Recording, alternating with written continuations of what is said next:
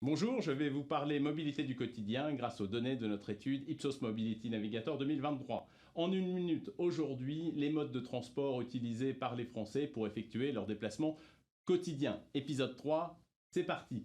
Je vous rappelle, en moyenne, nous faisons 30 km par jour en 4 déplacements. Deux facteurs influencent le plus nos déplacements, votre génération. En gros, ils sont plus longs et moins nombreux en zone rurale. 30 km, c'est long pour la majorité des Français. Et seule la voiture permet de réaliser ces déplacements dans des conditions, disons, humaines et pratiques. Ainsi, 2 tiers des Français utilisent leur voiture quotidiennement ou plusieurs fois par semaine.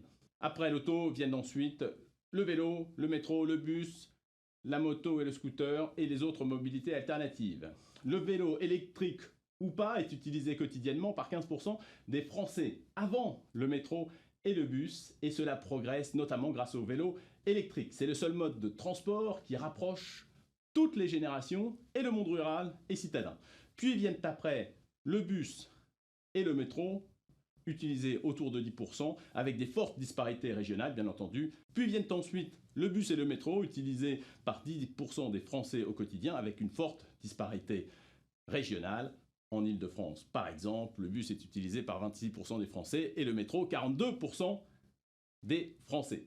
Je n'oublie pas la moto et le scoot, utilisés par 10% des Français, 2 fois plus utilisés par la Gen Z et les Parisiens.